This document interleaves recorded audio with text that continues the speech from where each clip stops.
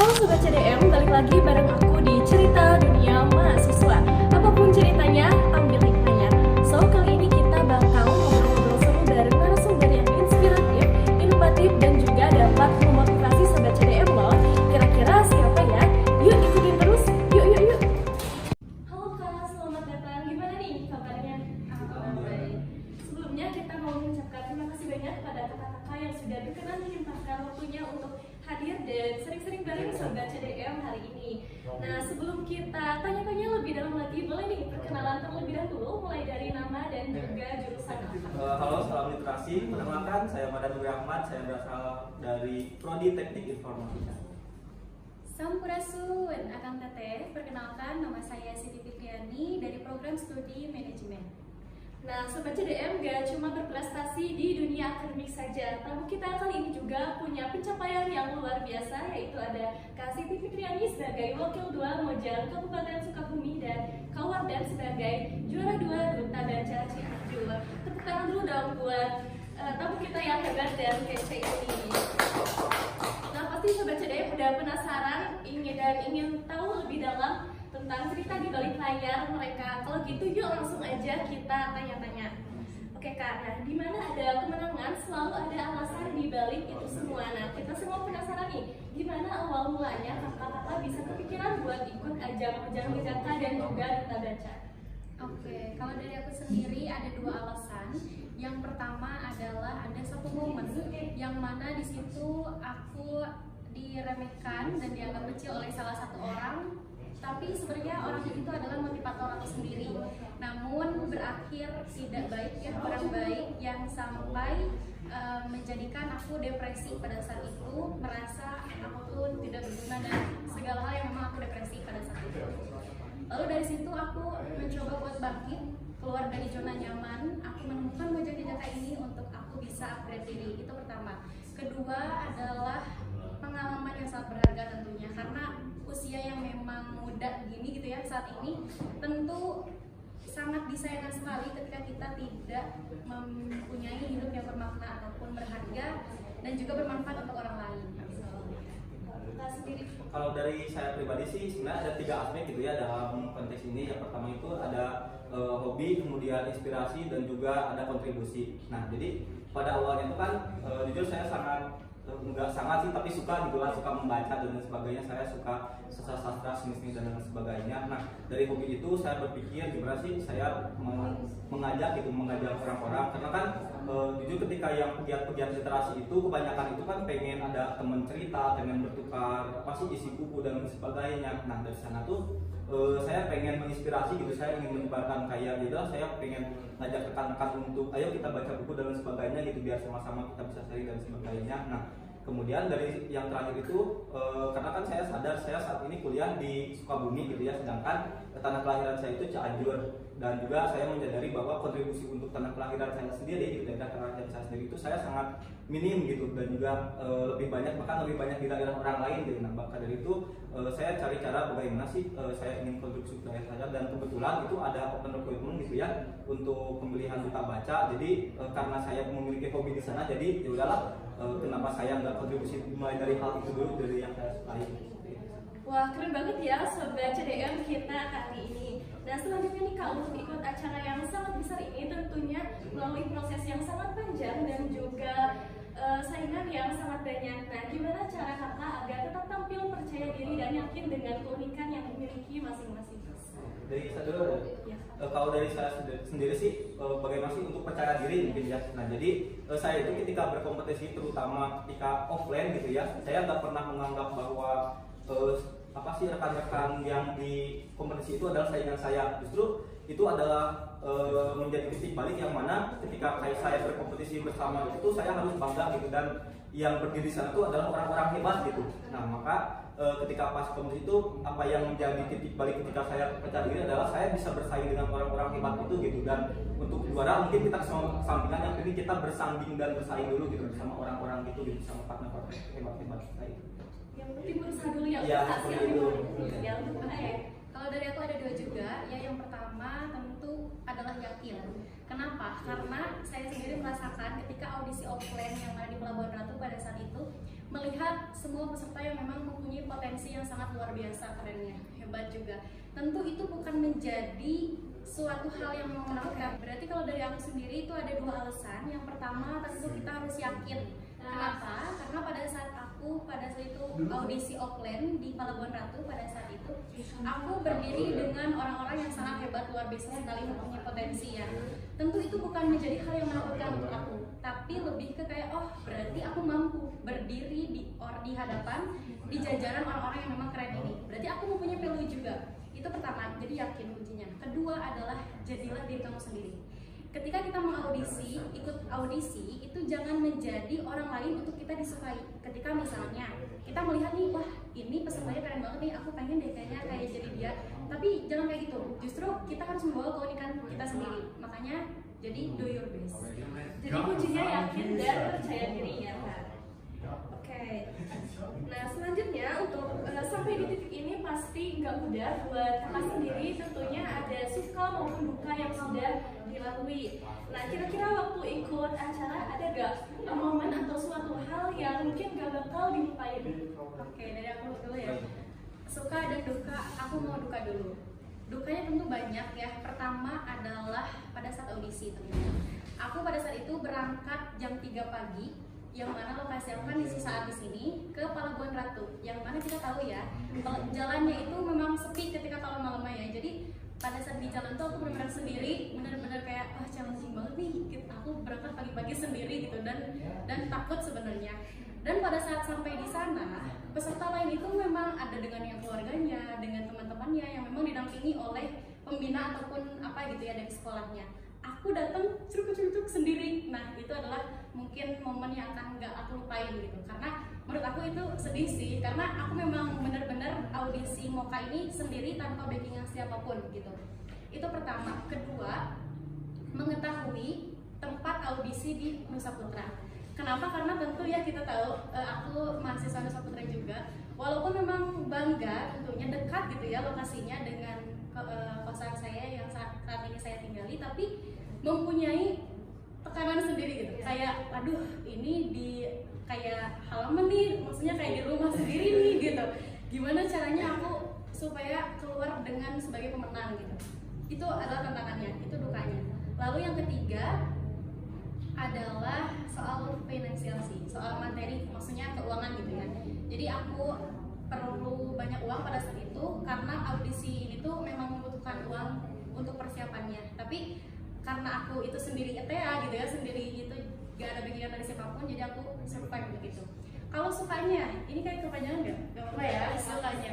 Oke, sukanya adalah pertama ketemu dengan orang-orang hebat yang sangat luar biasa berpotensi, menginspirasi, dan ada salah satu dia itu adalah ketua paguyuban di MOKA, namanya Teh Hilda. Itu sangat memotivasi aku sendiri karena dia tuh luar biasa kerennya gitu ya. Nah itu pertama. Lalu kedua, pada saat grand final lihat teman-teman datang support gitu ya dari pertama sampai ke selesai acara. Itu sih sukanya.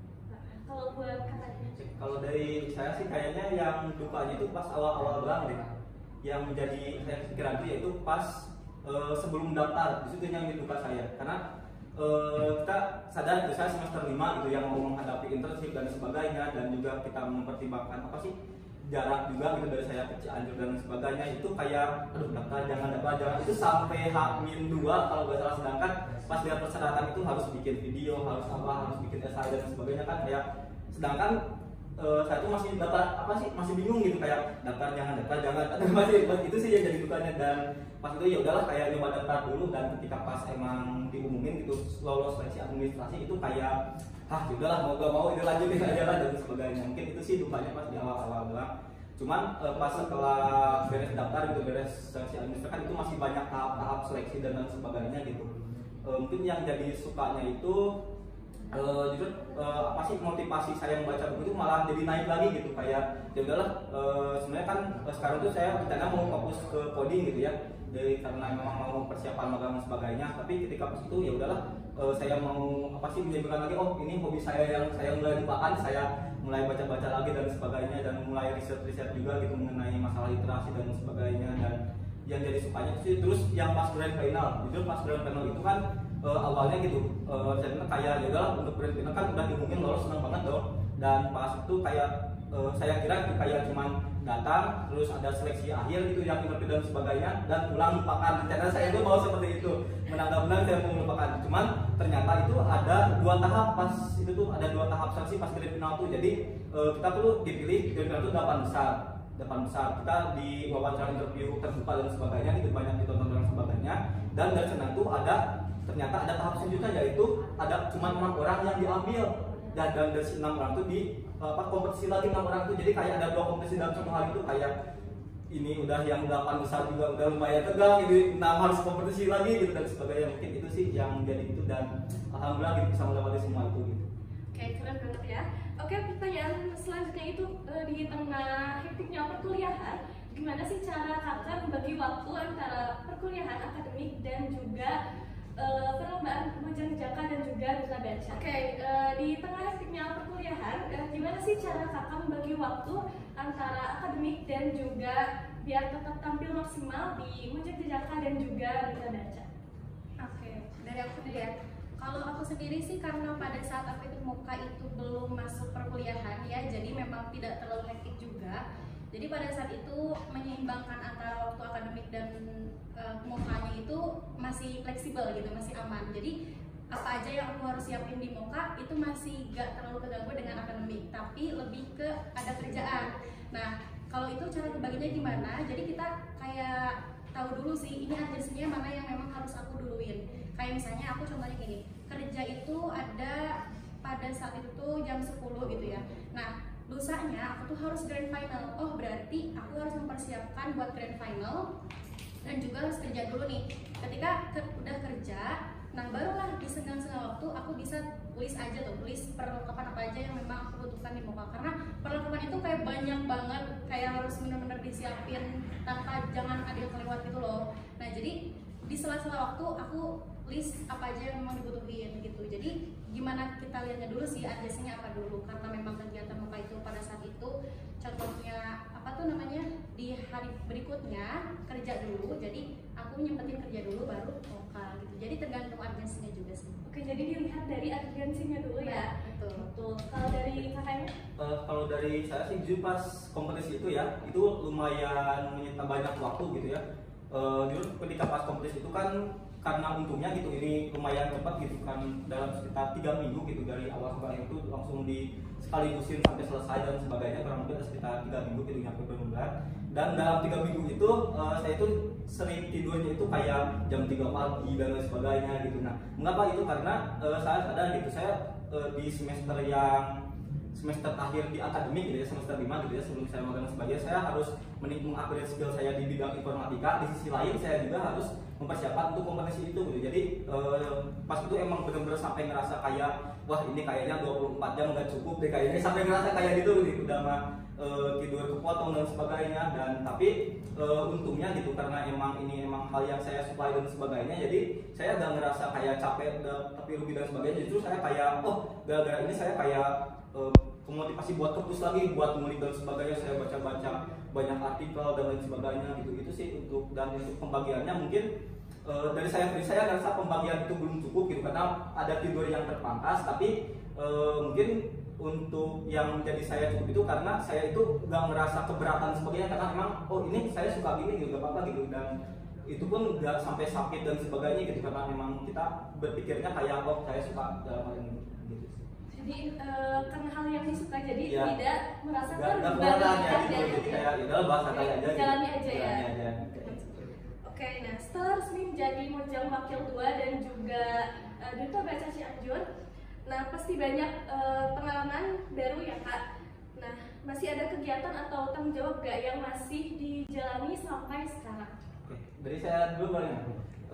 Tentu saja karena emang yang saya rasa itu yang poin pentingnya itu bukan saat kompetisinya gitu, tapi apa yang kita lakukan setelah kompetisi itu berakhir. Nah, dan juga ketika pas di juara gitu dan mendapat tanggung jawab baru, tentunya saya memiliki program-program kerja ataupun emang hal yang akan saya lakukan.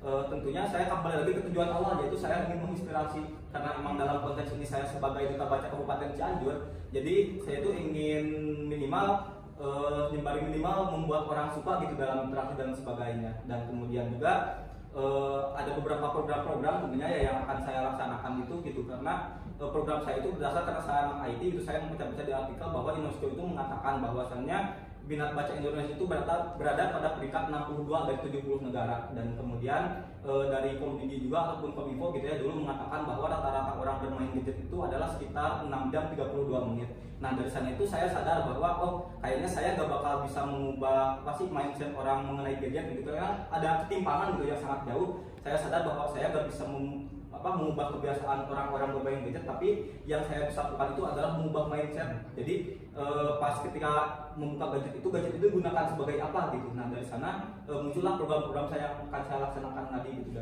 terutama dalam bidang digitalisasi saya. Kalau dari MOPA sendiri tentu ada program kerja ya, yang mana kan pada saat audisi juga, dari audisi, karantina sampai grand final itu kita ada momen dimana kita harus punya program kerja, visi misi apa yang memang kita nantinya akan laksanakan setelah kita mengemban amanah sebagai Mojang gitu ya. Nah tentu ada program kerja yang memang kita akan laksanakan, lalu kita itu MOPA itu ada lisensi dengan 4 pihak, yang mana nanti kita setelah MOKA ini, setelah MOKA kabupaten, ada Mojang ke Provinsi Jawa Barat. Jadi yang nanti naiknya itu adalah pinilih yang satunya. Lalu ada beberapa lagi, yaitu ada Putri Otonomi, ada Duta Rupiah, dan juga Duta Tanah Halisa. Nah ini tuh nanti akan diikuti oleh si MOKA yang 2025 ini. Nanti akan mengikuti audisi-audisi ini lagi gitu. Itu sih, jadi program kerja yang memang nanti kita akan laksanakan, yang memang saat ini masih kita rencanakan. Lalu ada lisensi dengan pihak-pihak yang tadi sudah saya sebutkan. Itu masih direncanakan. Iya, ya. program kerja. Oke. Nah, pasti penonton banyak yang penasaran nih, mungkin di luar sana ada yang ingin mengejar cita-cita yang sama seperti kakak-kakak di sini. Nah, untuk mendapatkan info terkait ajang atau perlombaan seperti itu, gimana sih Kak? Apakah sulit untuk mendapatkan informasinya? Kalau dari aku sendiri nggak sulit sih ya, karena ketika kita ingin dan mencoba hal baru itu pasti kita explore. Jadi aku sendiri tahu ini tuh dari Instagram. Pertama dari Instagram, lalu ketika tahu ada info ini, aku sempat kayak wah ini kayaknya seru nih, aku pengen ikutan. Terus teman-teman juga pada saat itu memang support gitu. Ada teman-teman dekat aku yang kayak, ya udah kamu ikut aja gitu kan. Nah jadi kalau dari aku sendiri tahu infonya itu dari mana dan susah apa enggaknya, gampang banget teman-teman. Asal kita memang niat aja. Kalau misalnya kita explore dan mau coba hal baru, pasti kita kayak kepo-kepoin gitulah. Nah aku juga yang memang bukan aku juga berada dari diri yang memang gak tahu duta. Aku nggak tahu awalnya duta itu apa sih. Duta itu seseorang yang ngapain sih gitu kan. Tapi pada saat lihat MOKA ternyata kayak gini-gini, ternyata ada loh di setiap provinsi ataupun kabupaten itu sebagai representasi, mau itu pariwisata ataupun literasi gitu ya. Jadi dari situ tahu ternyata ada duta tuh seperti ini contohnya gitu. Jadi cepet-cepet ataupun rajin-rajin explore aja teman-teman. Asal ada kemauan, pasti selalu ada Jalan-jalannya. jalannya. Iya, betul. Ya, kalau kakaknya? Kalau dari saya sih kayaknya di zaman-zaman sekarang gitu untuk informasi itu sangat gampang, tergantung apakah kita mau nyarinya atau enggak. Soalnya informasi itu gak bakal datang ke kita sendiri gitu. Kita harus memang kita harus cari dulu info dulu dan sebagainya gitu. Nah kemudian untuk yang mau kayak misalkan duta baca kayak saya dan sebagainya, so dari sekarang itu persiapin dulu apa yang harus disiapin dan sebagainya. Kalau mau ngobrol-ngobrol dulu dan yang udah kenal dan sebagainya gitu. Nah jadi ketika pas mau pelaksanaan kita udah siap udah dan sebagainya gitu. Dan untuk masalah informasi sekarang itu sangat gampang gitu. Karena sekarang mudah diakses di Ya, internet, jadi ya. sangat gampang sekali ya asal ada kemauan. Ditanya, oke. Nah, selanjutnya pertanyaan terakhir yang mungkin bakal berkesan banget buat kakak-kakak dan yang penonton di sana.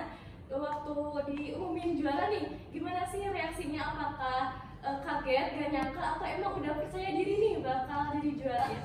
Aku sempet gak nyangka dan kaget sih sebenarnya. Pada saat diumumin aja, ternyata Mojang Wakil 2 Kabupaten Sukabumi, Parahan Salak atas nama Siti Fitriani, di situ kayak, hah ini bener gitu. Sampai aku dengan pasangan di muka gitu ya, kayak namanya Adnan ini bener, iya Fit ya Allah, kayak udah aku maju di situ kayak dengan bangga dan merasa ternyata inilah jawaban dari setiap apa yang memang aku aku sudah lakukan dari semenjak audisi sampai ke grand final gitu.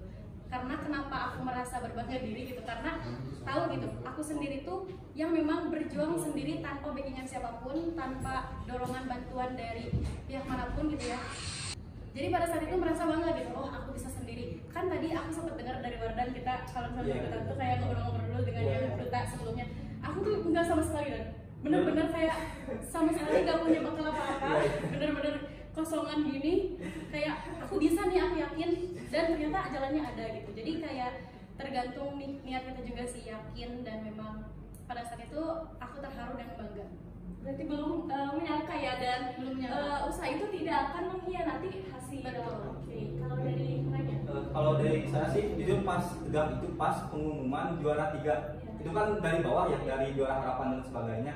Ketika pas juara 3 itu yang diumumin itu kayak lah bukan nama saya gitu. Antara satu sama lain itu kan kalau misalkan acara-acara duta-duta ataupun dan sebagainya kan pasti ada duanya itu langsung disandingin gitu, kayak yang mana nih yang juara dan sebagainya, dan dari situ kayak aduh ini menang kayak nggak apa-apa lah, ya udahlah ya udah tereduksi, udah pasti mengerucut dari 2 orang, kayak kalau menang syukur gitu, enggak juga ya udahlah nggak apa-apa lah gitu. Dan alhamdulillah hal itu diumumin menjadi juara 2 gitu. Dulu pas tegangnya itu pas sebelum diumumin juara 2, tapi pas orang-orang diumumin gitu pas juara 3, oh itu tinggal sisa 2 orang gitu, kayak gak bisa deh, kayak tegang banget gitu. Itu Gak sih. nyangka, tapi akhirnya alhamdulillah ya. Akhirnya, Kita udah terasa udah di penghujung cerita lagi nih ya. Dari kisah inspiratif mereka, semoga kita juga bisa terinspirasi dan termotivasi menjadi teladan dan motivator bagi remaja lain.